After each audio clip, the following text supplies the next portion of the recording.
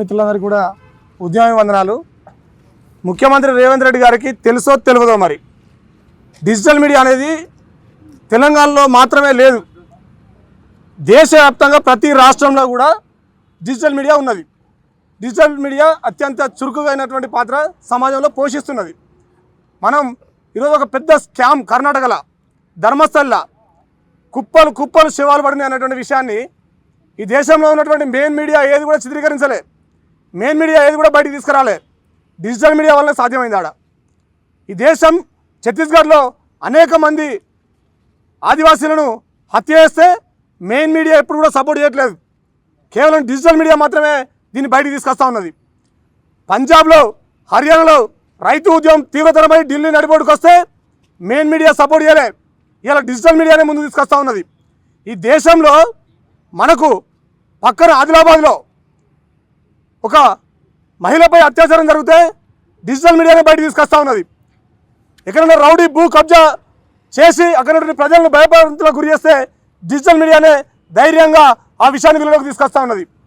అదే కాదు, ఎలక్షన్లప్పుడు మీ నాయకులంతా కూడా బ్రాండీ సీసాలు నోట్ల కట్టలు పంచుతా కూడా వాటిని దొరకబట్టి ఎలక్షన్ కమిషన్కి అప్పచెప్పింది కూడా ఈ ఫోర్త్ ఎస్టేట్, ఈ డిజిటల్ మీడియా అనేటువంటి విషయాన్ని రేవంత్ రెడ్డి గారు గుర్తు చేసుకోవాల్సిన అవసరం ఉన్నది. మీరు గత టీఆర్ఎస్ ప్రభుత్వాన్ని ఓడించి కాంగ్రెస్ ప్రభుత్వం రావడానికి కారణం ఈ డిజిటల్ మీడియా అనేటువంటి విషయాన్ని మీరు మర్చిపోవద్దు. ఇలా మీరు కాలు మీద కాలు వేసుకొని కూర్చున్నారు, తప్పేముంది వల్ల ఆయన కాలు ఆయన మీద వేసుకొని కూర్చున్నాడు. మీ నాయకుల మీద ఎవరి మీద వేరే కదా, ఎందుకు భయపడుతున్నారు? ఎవరి కాలు వాళ్ళ మీద వేసుకుంటే తప్పేంది? సీనియర్ జర్నలిస్టులకు వాళ్ళు గౌరవిస్తారు. వీళ్ళంతా పీజీలు చదువుకున్న వాళ్ళు, పిహెచ్డీలు చదువుకున్న వాళ్ళు, డిగ్రీ చదివిన వాళ్ళు, బీటెక్ చదివిన వాళ్ళు. మీరు చేసే కుంభకోణాలను, మీరు చేసే మోసాలను ఎప్పటికప్పుడు గ్రౌండ్ లెవెల్కి వెళ్ళి రిపోర్ట్ చేసేటువంటి ఒక చురుకైనటువంటి పాత్ర పోషించే వాళ్ళు డిజిటల్ మీడియా సోదరులు. అయితే వీళ్ళకి భయపడుతున్నది వీళ్ళ గవర్నమెంట్. వీళ్ళకి భయపడి మా ప్రభుత్వం కూలిపోతే డిజిటల్ మీడియా వల్లే కూలిపోతున్నటువంటి ఒక ఉద్దేశంతో ఈరోజు డిజిటల్ మీడియా మీద బురదలనేటువంటి ఒక ప్రయత్నం చేస్తూ ఉన్నది. నేను అడుగుతా ఉన్నాను రేవంత్ రెడ్డి గారికి, మీరు డబ్బులు ఇచ్చి డిజిటల్ మీడియా నడపలేరా? ఎన్ని సాక్ష్యాలు బయట తీసుకురావాలి? మేము ఎంతమంది మీ ప్రభుత్వానికి అనుకూలంగా మాట్లాడుతున్నారు, వాళ్ళందరూ మేము బయట తీసుకురావాలా? మీ ప్రభుత్వానికి అనుకూలంగా మాట్లాడుతున్నామో ఏ ప్రాబ్లం లేదు, వాళ్ళు కాలు మీద కాలేసుకొని కూర్చున్నా ఏ ప్రాబ్లం లేదు. ప్రభుత్వానికి ప్రజలకు మధ్య సమస్యలను పరిష్కరించడంలో తమ వంతు పాత్ర పోషిస్తే వాళ్ళ మీద మీరు అవాకులు చెవాకులు వెకిలి మాటలు మాట్లాడతారా?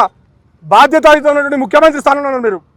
ఏదో సాధారణ రోడ్డు మీద తిరుగుతూ గంజాయి తాగేవాళ్ళు కాదు, సిగరెట్ తాగేవాళ్ళు కాదు, లేకపోతే అవారంగా తిరిగే వాళ్ళు కాదు. మీరు ఒక ముఖ్యమంత్రి, బాధ్యతమైనటువంటి ముఖ్యమంత్రి స్థానంలో ఉన్న మీరు ఇలాంటి భాష సరైనది కాదు. మీరే చెప్తున్నారు ఈ భాష సరిగలేదని. మరి మీ భాష ఏం సరిగా ఉన్నది? ఏం నేర్పుతున్నారు తెలంగాణ ప్రజలకు? ఒకసారి మీరు మాట్లాడే మాటలన్నీ కూడా ఎలక్షన్లో, అంతకుముందు మీరు మాట్లాడే మాటలన్నీ కూడా ఒకసారి రికార్డులు తీసుకొచ్చి మీరు ముందు పెట్టుకోండి. మీ భాష కంటే ఈ భాష ఏమన్నా అద్మానంగా ఉన్నదా? డిజిటల్ మీడియా సోదరులపైన కావాలనే కుట్రపూరితంగా ముఖ్యమంత్రి గారు ఇలాంటి దుష్ప్రచారం చేస్తూ ఉన్నారు. అందుకోసమే ఉస్మానియా యూనివర్సిటీ విద్యార్థులుగా మేము చెప్తాను ఏంటంటే, తక్షణమే రేవంత్ రెడ్డి గారు డిజిటల్ మీడియా సోదరులందరికీ కూడా క్షమాపణ చేయాలని చెప్పేసి తెలియజేస్తూ ఉన్నాం. లేని పక్షంలో తప్పనిసరిగా రాజీలేని పోరాటం జరుగుతూ ఉంటుంది. ఇక్కడ డిజిటల్ మీడియా సోదరులు వెనక్కిపోవాల్సిన అవసరం లేదు. ఉస్మానియా యూనివర్సిటీ విద్యార్థులు, ప్రభుత్వాలను మార్చినటువంటి సత్తా ఉన్నటువంటి ఉస్మానియా యూనివర్సిటీ విద్యార్థులు మీకు అండగా ఉన్నారు. ఈ రాష్ట్రంలో ఉన్నటువంటి ప్రజా సంఘాల నాయకులు మీకు అండగా ఉన్నారు, పార్టీలు మీకు అండగా ఉన్నాయి. భయపడాల్సిన అవసరం లేదు. ప్రజాపాలన అంటున్నావు కదా, ప్రజాస్వామ్య పాలన అంటున్నావు కదా, డిజిటల్ మీడియాను అంచివేయడమే ప్రజాస్వామ్య పాలన, ఫోర్త్ ఎస్టేట్ని అంచివేయడమే ప్రజాస్వామ్య పాలన. వీళ్ళకి ఏమైనా రామోజీరావు ఉన్నారా? వీళ్ళకి ఏమైనా బలిసే పెట్టుబడిదారు ఉన్నారా?